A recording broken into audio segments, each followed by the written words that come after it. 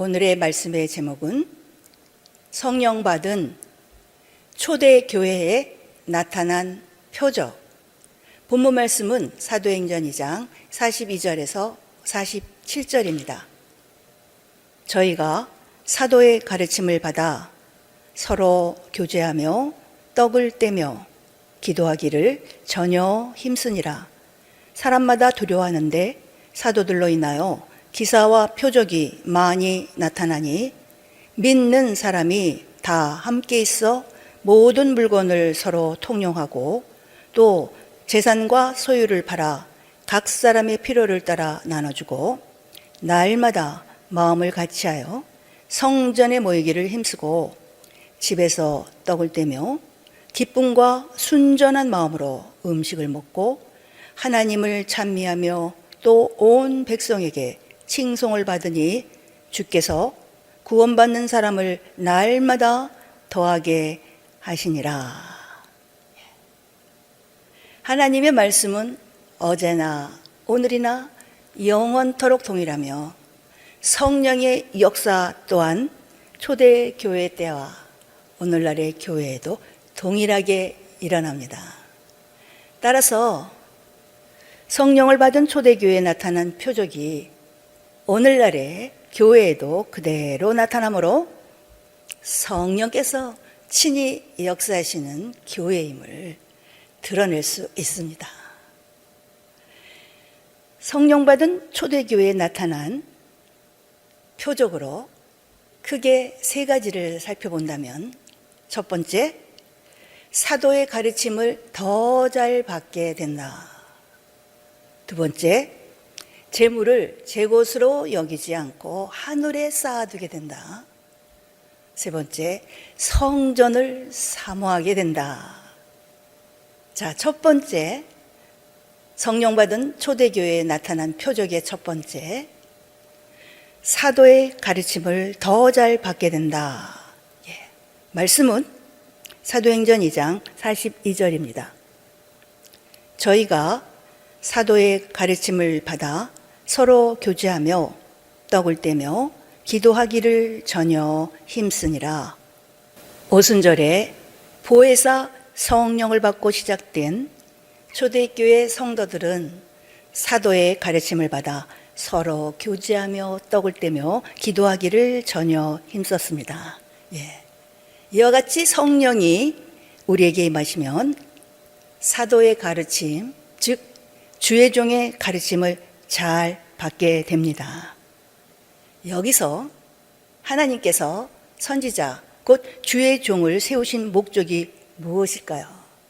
그 배경은 신명기 18장에 잘 나타나 있습니다.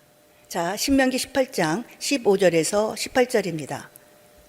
네 하나님 여호와께서 너의 중, 네 형제 중에서 나와 같은 선지자 하나를 너를 위하여 일으키시리니 너희는 그를 들을지니라.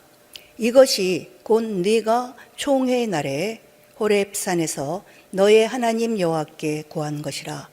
곧 네가 말하기를 나로 다시는 나의 하나님 여호와의 음성을 듣지 않게 하시고 다시는 이 큰 불을 보지 않게 하소서. 두렵건대 내가 죽을까 하나이다 하매 여호와께서 내게 이르시되 그들의 말이 옳도다.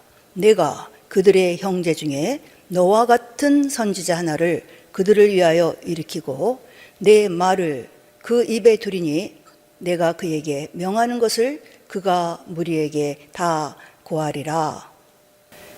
이 말씀은 모세가 모압 평지에 출애굽 1세대와 2세대를 모아놓고 지나온 40년 광야 생활을 회상하며 시내산에서 받은 율법을 설명하던 중 하나님께서 자신과 같은 선지자를 세우신 이유를 설명하고 있는 것입니다. 이때 모세는 하나님께서 이스라엘 가운데 자신과 같은 선지자를 세우시겠다고 하신 것은 이스라엘 백성이 총회의 날에 호렙산에서 여호와께 구하였기 때문이라고 했습니다. 바로 이 사건이 기록되어 있는 것이 출애굽기 20장 18절에서 19절입니다. 뭇 백성이 우레와 번개와 나팔소리와 산의 연기를 본지라. 그들이 볼 때에 떨며 멀리 서서 모세에게 이르되 당신이 우리에게 말씀하소서 우리가 들으리이다. 하나님이 우리에게 말씀하시지 말게 하소서 우리가 죽을까나이다. 하나님은 이스라엘 백성을 애굽에서 구원하여 내시고 시내산 앞으로 이끄신 후 언약 맺을 것을 명령하십니다. 그리고 시내산에 친히 강림하셔서 불 가운데 그 음성으로 십계명을 반포하셨습니다. 이때 모세만 홀로 산에 올라 하나님 가까이에 있었고 백성들은 산 아래에서 우레와 번개와 나팔소리와 연기 가운데 발하는 하나님의 음성을 듣게 됩니다. 그 위험이 얼마나 두려웠던지 백성들은 두려워 떨며 우리가 죽을 까닭이 무엇이니까 하나님이 우리에게 말씀하시지 말게 하시고 모세 당신이 대신 듣고 우리에게 전하소서 그리하면 우리가 주님에게 갔겠나이다 라고 말합니다. 백성의 이 같은 말에 하나님은 어떻게 하셨을까요? 자, 신명기 18장 17절에서 19절의 말씀입니다.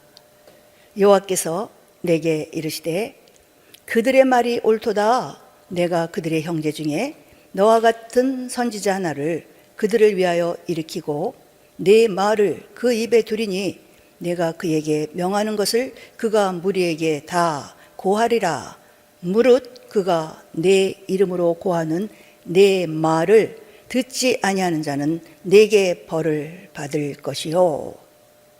하나님은 백성의 말을 옳게 여기시고 이후부터는 모세와 같은 선지자를 세워 그 입에 하나님의 말씀을 두어 백성에게 전하게 하시겠다고 하셨습니다.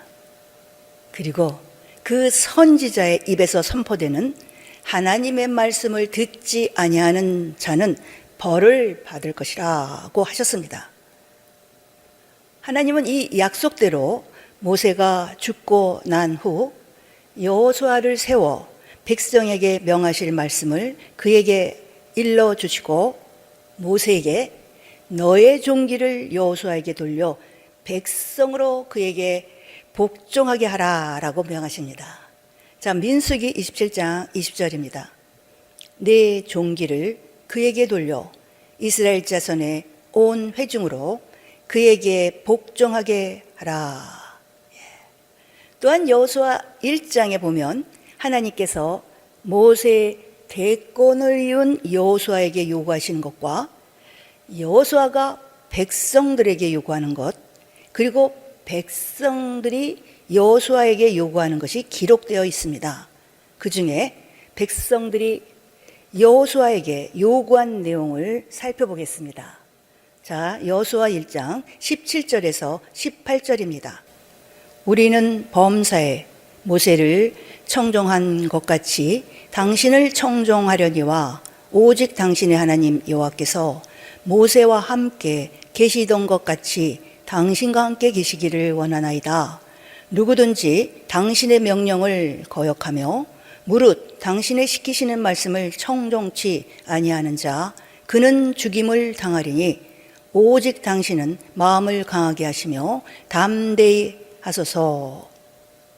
백성들은 여호수아에게 우리는 범사에 모세를 청종한 것 같이 당신을 청종하려니와 오직 당신의 하나님 여호와께서 모세와 함께 계시던 것 같이 당신과 함께 계시기를 원하나이다 라고 요구합니다.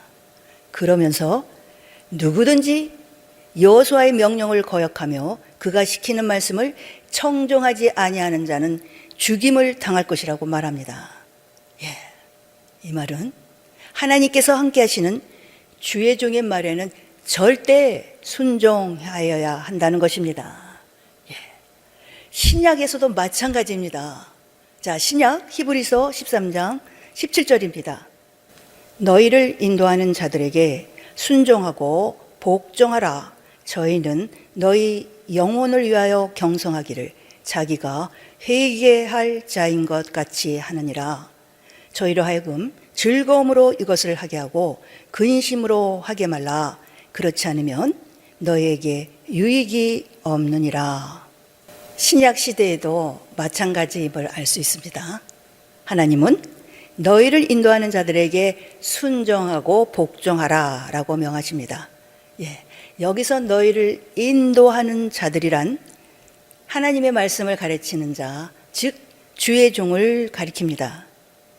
즉 하나님의 말씀을 우리에게 가르치고 우리를 인도하는 주의 종들에게 순종하고 복종하라는 것입니다. 왜 그렇게 해야 합니까? 주의 종들은 성도들의 영혼을 위하여 경성하기를 자기가 회개할 자인 것 같이 하는데, 이것을 근심으로 하게 하면 성도에게 유익이 없기 때문이라고 합니다. 날마다 마음을 같이하여 성전에 모이기를 힘썼던 초대교회 성도들은 사도의 가르침을 잘 받았습니다. 자, 사도행전 2장 42절입니다. 저희가 사도의 가르침을 받아 서로 교제하며 떡을 떼며 기도하기를 전혀 힘쓰니라. 성령 받은 초대교회에 나타난 표적으로 첫 번째, 사도의 가르침을 더 잘 받게 된다는 것입니다. 사도의 가르침, 성경은 예수님을 가리켜 믿는 도리의 사도라고 말씀합니다. 예수님은 하나님께 받은 모든 말씀을 제자들에게 가르치셨습니다.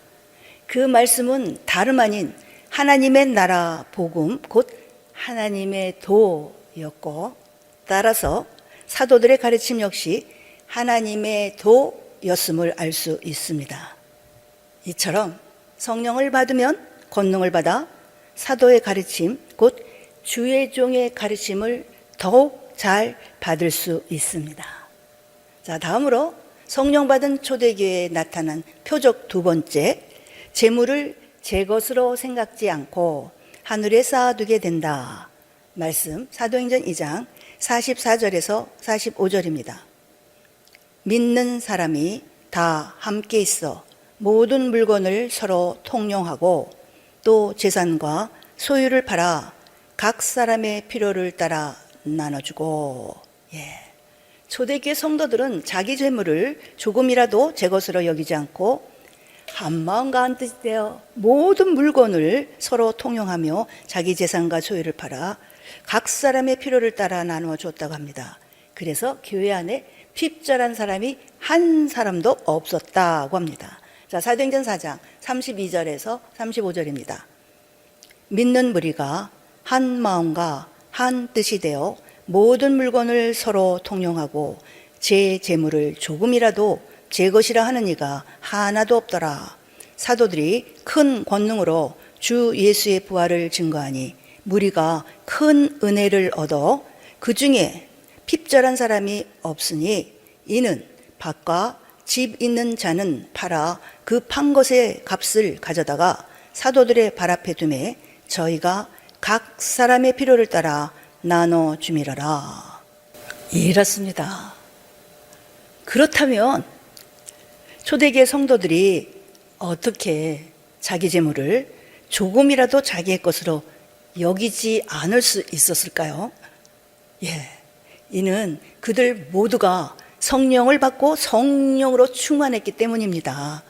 이처럼 성령이 우리에게 임하시면 권능을 받아 우리의 재물을 조금도 우리의 것으로 여기지 않을 수 있게 됩니다.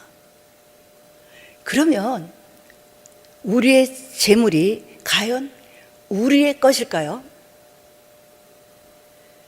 하나님은 출애굽 사상을 통해 우리가 소유하고 있는 모든 재물이 우리의 것이 아니라 하나님께서 주셔서 소유하게 하신 것으로 근본적으로는 하나님의 것임을 분명하게 가르쳐 주셨습니다. 자, 창세기 15장 13절에서 15절입니다. 여호와께서 아브라함에게 이르시되 너는 정령이 알라 네 자손이 이방에서 계기되어 그들을 섬기겠고 그들은 400년 동안 네 자손을 괴롭게 하리니 그 섬기는 나라를 내가 징치할지며 그 후에 네 자손이 큰 재물을 이끌고 나오리라. 너는 장수하다가 평안히 조상에게로 돌아가 장사될 것이요. 예. 하나님은 아브라함에게 나타나셔서 그의 후손 이스라엘 자손이 이방 나라 곧 애굽에서 400년간 종살이한 후에 그곳에서 나올 때 큰 재물을 이끌고 나오게 되리라고 하셨습니다. 예. 이 약속은 출애굽기 12장에서 그대로 이루어집니다. 자, 출애굽기 12장 35절에서 36절입니다.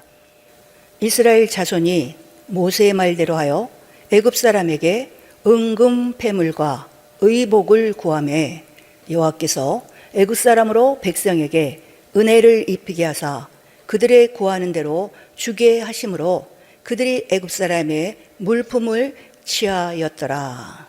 예. 하나님의 약속대로 이스라엘 백성들은 애굽 사람의 물품을 취하게 됩니다.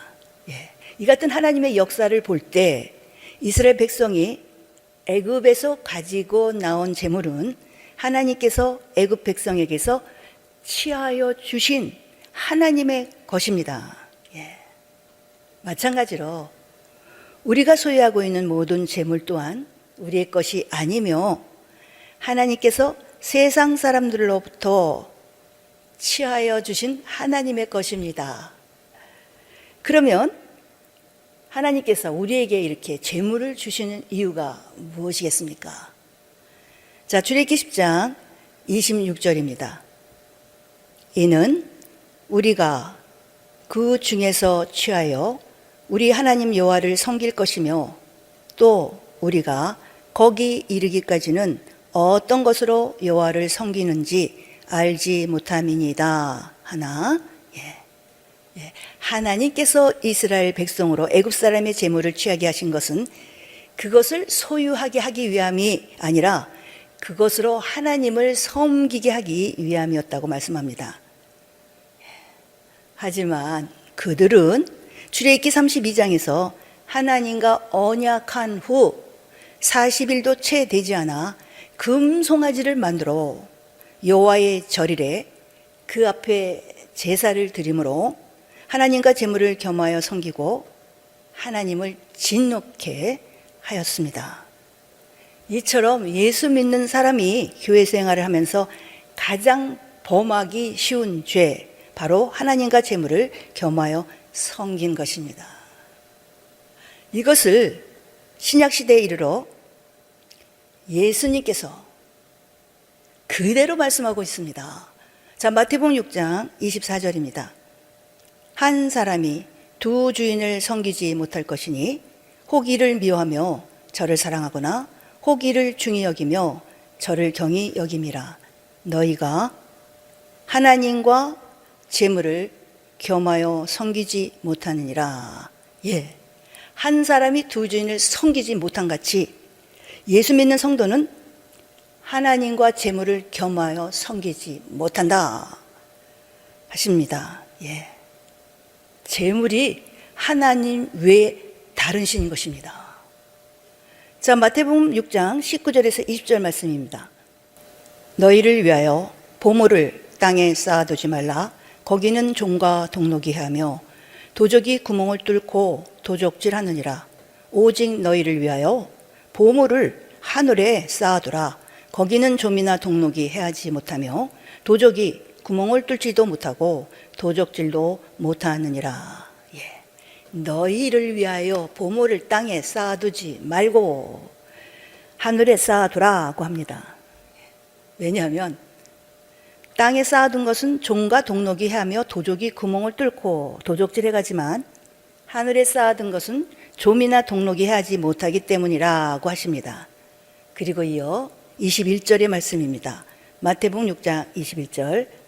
네 보물 있는 그 곳에는 네 마음도 있느니라.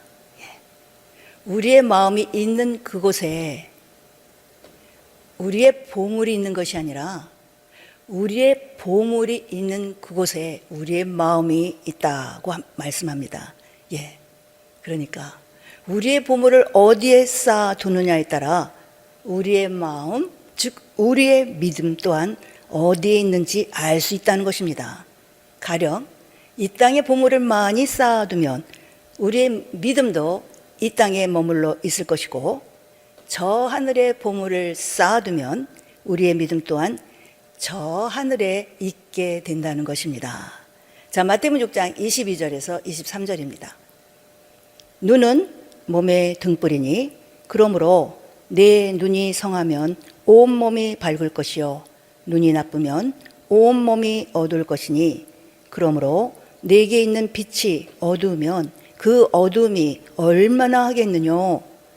항상 하늘에 보물을 쌓아두기 위해 힘쓰면 우리의 눈이 성화해져서 온몸까지 밝아지지만 이 땅에 보물을 쌓아두러 애쓰면 눈이 어두워져 결국 온몸까지 어두워진다.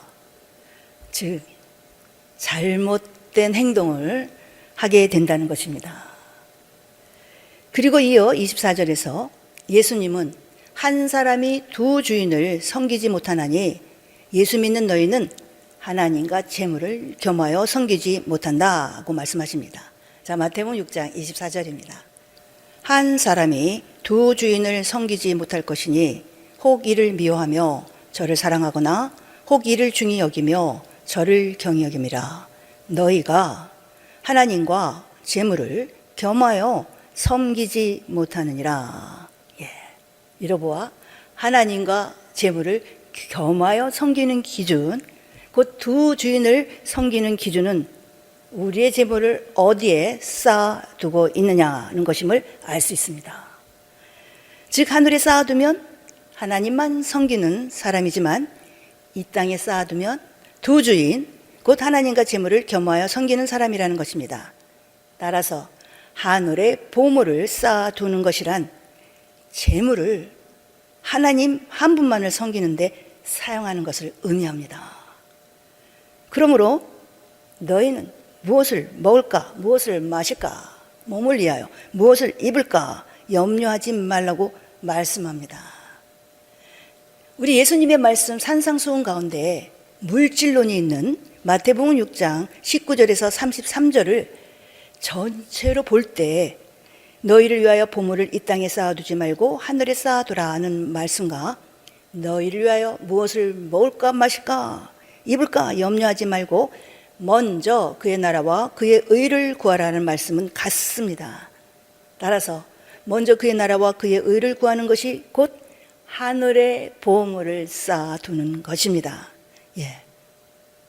가령 돈을 써야 될 어떤 일이 생겼을 때 먹을 것, 마실 것, 입을 것이 먼저냐 아니면 그의 나라와 그의 의가 먼저인가를 생각하고 우선순위를 그의 나라와 그의 의에 든다면 그 사람은 하늘의 보물을 쌓아두는 사람이지만 먹을 것, 마실 것, 입을 것에 우선순위를 두고 이를 위해 재물을 먼저 사용한다면 이 땅의 보물을 쌓아두는 사람, 곧 두 주인을 겸하여 섬기는 사람이라는 것입니다. 자, 그렇다면 우리가 먼저 그의 나라와 그의 의를 구하는 믿음의 사람이 되기 위해 우리는 어떻게 해야 할까요? 자, 이에 대한 예수님의 말씀입니다. 마태복음 19장 26절 예수께서 저희를 보시며 가라사대 사람으로는 할 수 없으되 하나님으로서는 다 할 수 있느니라. 예수님의 말씀입니다. 사람으로는 할 수 없으되 하나님으로서는 다 할 수 있느니라. 바로 이 말씀은 우리의 힘으로는 먼저 그의 나라와 그의 의를 구할 수 없지만 초대교회 성도들처럼 성령을 받고 성령으로 충만하면 위로부터 능력이 입히게 되므로 우리의 재물을 조금도 우리의 것으로 여기지 않고 먼저 그의 나라와 그의 의를 구할 수 있게 된다는 것입니다. 거듭 말하지만 신약시대에 와서 예수님은 한 사람이 두 주인을 섬기지 못하나니 예수 믿는 우리는 하나님과 재물을 겸하여 섬기지 못한다고 하셨습니다. 그러므로 하나님과 재물을 겸하여 섬기지 않고 어떤 상황 속에서도 하늘에 보물을 쌓아두는 자, 곧 먼저 그의 나라와 그의 의를 구하는 자가 되기 위해 우리는 성령을 받고 항상 성령으로 충만할 수 있도록 기도해야 할 것입니다. 성령 받은 초대교회에 나타난 표적 두 번째, 성령이 충만하면 재물을 제 것으로 생각지 않고 하늘에 쌓아두게 된다. 자, 성령 받은 초대교회에 나타난 표적 세 번째, 바로 성전을 사모하게 된다. 자, 사도행전 2장 46절입니다. 날마다 마음을 같이 하여 성전에 모이기를 힘쓰고 집에서 떡을 떼며 기쁨과 순전한 마음으로 음식을 먹고. 오순절 성령 강림 사건을 계기로 시작된 초대교회 성도들은 날마다 마음을 같이하여 성전에 모이기를 힘썼습니다.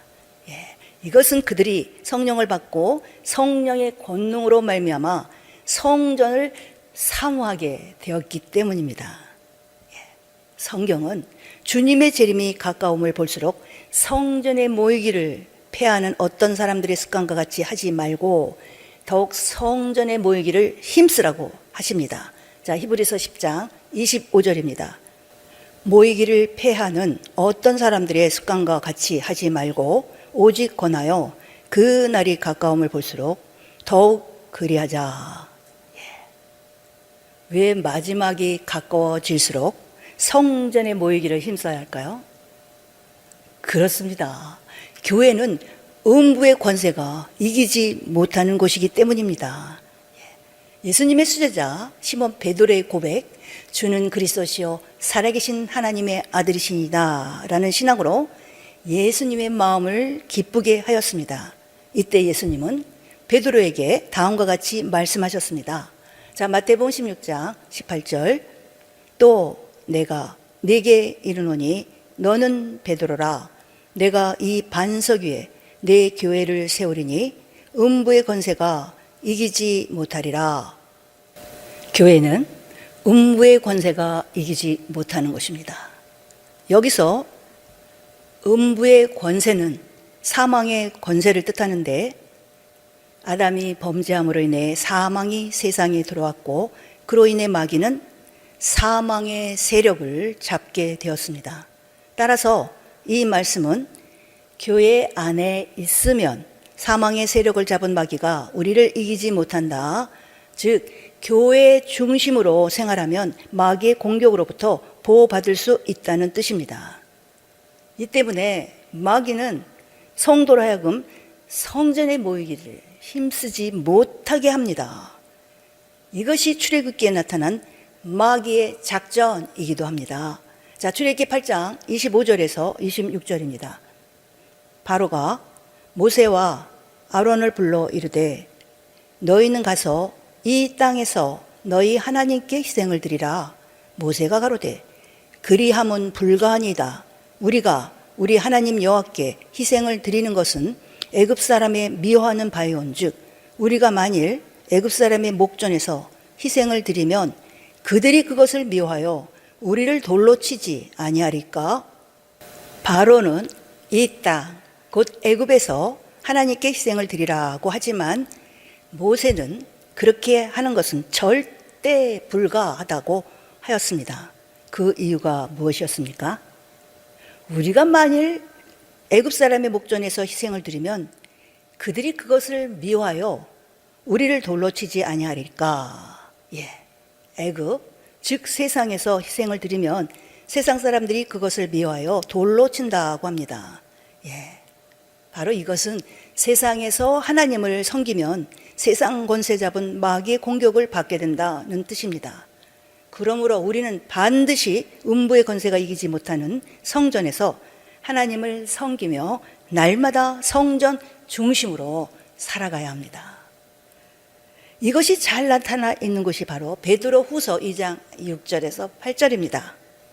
소돔과 고모라 성을 멸망하기로 정하여 제가 되게 하사 후세에 경건치 아니할 자들에게 본을 삼으셨으며 무법한 자의 음란한 행실을 인하여 고통하는 의로운 롯을 건지셨으니 가로 열고 이 의인이 저희 중에 거하여 날마다 저 불법한 행실을 보고 들으므로 그 의로운 심령을 상하니라 가로 닫고 의로운 롯이 소돔과 고모라 즉 세상 가운데 거할 때 저들의 불법한 행실을 보고 들으므로 그 의로운 심령을 상하였다고 합니다. 예. 아무리 의로운 사람이라 할지라도 성전 중심으로 살지 않고 세상 속에 거하면서 그들의 불법한 행실을 보고 들으면 마귀의 공격을 받게 되며 결국 말씀대로 살려는 의로운 심령이 상하여 그 믿음이 급격히 떨어질 수밖에 없습니다. 그러므로 우리는 초대교회 성도들처럼 날마다 교회 모이기를 힘쓰며 철저히 교회의 중심에 생활을 해야 합니다. 특히 말세를 살아가는 성도들은 결코 그 믿음이 떨어져서는 안 되며 최고의 믿음으로 주 맞을 준비하여야 합니다. 주님의 재림이 가까우면 가까워질수록 음부의 권세가 이기지 못하는 성전, 즉 교회에 모이기를 더욱 힘써야 하는데 성령이 우리에게 임하시면 우리가 권능을 받아 성전을 더욱 사모하게 되므로 날마다 마음을 같이하여 성전에 모이는 것이 한결 쉬워질 것입니다. 아니, 최고의 축복입니다. 자, 오늘의 말씀의 제목, 성령 받은 초대교회에 나타난 표적, 정리하겠습니다. 첫 번째, 사도의 가르침을 더 잘 받게 된다. 사도행전 2장 42절, 저희가 사도의 가르침을 받아 서로 교제하며 떡을 떼며 기도하기를 전혀 힘쓰니라. 자, 사도의 가르침은 예수님이 전하신 하나님의 말씀, 하나님의 도입니다. 성령을 받으면 권능을 받아 사도의 가르침을 더욱 잘 받을 수 있습니다. 자, 두 번째, 재물을 제 것으로 생각지 않고 하늘에 쌓아두게 된다. 말씀 사도행전 2장 44절에서 45절입니다. 믿는 사람이 다 함께 있어 모든 물건을 서로 통용하고 또 재산과 소유를 팔아 각 사람의 필요를 따라 나눠주고, 성령이 우리에게 임하시면 권능을 받아 우리의 재물을 조금 더 우리의 것으로 여기지 않고 먼저 그의 나라와 그의 의를 구함으로 하늘에 쌓아두게 됩니다. 재물을 제 것이라 생각지 않고 하늘에 쌓아두게 되므로 너희를 위하여, 즉 우리의 하늘 보물 창고에 쌓아두게 됩니다. 자, 세 번째, 성전을 사모하게 된다. 말씀 사도행전 2장 46절입니다. 날마다 마음을 같이하여 성전에 모이기를 힘쓰고 집에서 떡을 떼며 기쁨과 순전한 마음으로 음식을 먹고, 성령이 우리에게 임하시면 우리가 권능을 받아 성전을 더욱 사모하게 되므로 날마다 마음을 같이하여 성전에 모이기를 힘쓰게 됩니다. 성전을 사모하게 됩니다.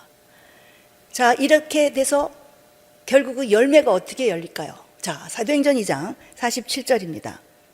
하나님을 찬미하며 또 온 백성에게 칭송을 받으니 주께서 구원받는 사람을 날마다 더하게 하시니라. 하나님을 찬미하며 온 백성에게 칭송을 받으니 누가? 주께서 친히 구원받는 사람을 날마다 더하게 하십니다. 자, 성령 받은 초대교회에 나타난 표적이 오늘날 우리 교회에도 일어나므로 우리 교회가 성령 받아 성령 충만한 성도들의 모임이라는 것을 증거하는 우리 모든 교회들 되도록 우리 주 예수 그리스도의 이름으로 축복합니다.